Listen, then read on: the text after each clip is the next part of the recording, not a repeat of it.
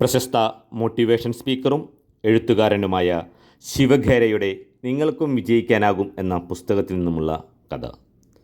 ദാവീദിൻ്റെയും ഗോലിയാത്തിൻ്റെയും കഥ നമുക്കെല്ലാം സുപരിചിതമാണല്ലോ. ഗ്രാമത്തിലെ കുട്ടികളെ ദ്രോഹിച്ചു കൊണ്ടിരുന്ന അതികായനായിരുന്നു ഗോലിയാത്ത്. ഒരിക്കൽ 17 വയസ്സുകാരനായ ഒരു ആട്ടിടയ ബാലൻ തൻ്റെ സഹോദരങ്ങളെ കാണുവാനായി ഗ്രാമത്തിലെത്തി.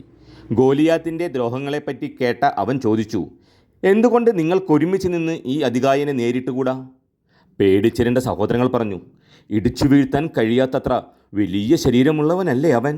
അപ്പോൾ ദാവീദ് പറഞ്ഞു, അങ്ങനെയല്ല, അവൻ ഇടിച്ചു വീഴ്ത്താൻ പറ്റാത്തവനല്ല, മറിച്ച് ഇടിച്ചാൽ ഒരിടി പോലും മറ്റെവിടെയും തെന്നിപ്പോകാതെ ശരീരത്തിൽ തന്നെ കൊള്ളത്തക്ക വലിയ ശരീരമുള്ളവനാണ് അവൻ. ബാക്കി ഭാഗം ചരിത്രമാണ്. എല്ലാവരും ഭയപ്പെട്ടിരുന്ന ഗോലിയാത്തിനെ ദാവീദ് ഒരു കവണ ഉപയോഗിച്ചു കൊന്നു. ദാവീദിൻ്റെ വ്യത്യസ്തമായ കാഴ്ചപ്പാടാണ് ഇവിടെ അയാളെ വിജയത്തിലേക്ക് നയിച്ചത്. ശരിയായ മനോഭാവമുള്ളവർക്ക് പരാജയം വിജയത്തിലേക്കുള്ള ചവിട്ടുപടിയാണ്. പരാജയത്തിലെ എല്ലാം പര്യവസാനിക്കൂ എന്ന് ചിന്തിക്കുന്നവർക്ക് ഏത് ചെറിയ തിരിച്ചടിയും വലിയ മാർഗതടസ്സമായി അനുഭവപ്പെടാം. ഓരോ പ്രശ്നത്തിനോടൊപ്പവും നമുക്ക് ഒരവസരവും ലഭിക്കുന്നു. ഒരു പക്ഷേ മഹത്തായ ഒരു അവസരമായിരിക്കാം അത്.